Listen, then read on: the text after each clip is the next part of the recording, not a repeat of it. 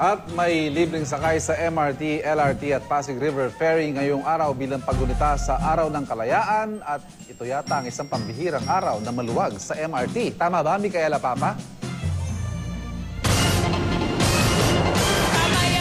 Maligayang araw ng kalayaan at tulad nga nung sinabi mo, malayang-malaya dito sa MRT3. Isang bagay na bihira nating makita pero dahil nga holiday ngayon, kakaunti lang ang pumapasok sa opisina o di kaya sa eskwela. Pero para sa iilan na kailangan pa rin pumasok, may espesyal na handog ang pamunuan ng MRT, LRT at Pasig River Ferry at yan ay libreng sakay bilang paggunita sa araw ng kalayaan. Ayon sa tagapagsalita ng MRT at LRT na si Attorney Hernando Cabrera, maaring bumiyahe ng libre sa lahat ng linya ng MRT at LRT mula alas 7 hanggang alas 9 ng umaga at mamayang alas 5 ng hapon hanggang alas 7 naman ng gabi. Sa Pasig River Ferry naman, libreng sakay sa buong operating hours ng ferry na alas 6 ng umaga hanggang alas 6 ng gabi.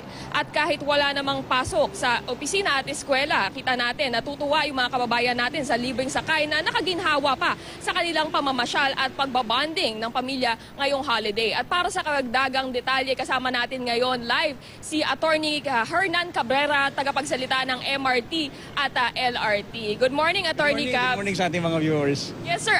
Ilan po ba inaasahan nating pasahero ngayong umaga? Well, in the past, yung line 1 at saka line 2, on the average, yung umaga, nagkaroon tayo ng mga 75,000 na nag-avail ng free ride sa umaga.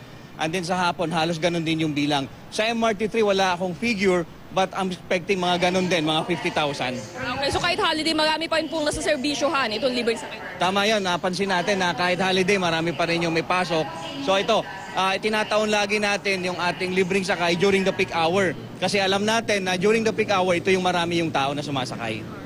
Maraming salamat po, Attorney Cabrera. So, para sa mga gustong humabol pa sa libreng sakay, kahit walang pasok sa opisina, para man lang makapamasyal at makahabol dun sa mga araw ng kalayaan activities, maaaring mag-avail ng libreng sakay dito sa MRT, LRT, mamaya sa ngayon hanggang hanggang alas 9 ng umaga at mamaya namang alas 5 ng hapon hanggang alas 7 ng gabi. Ivan?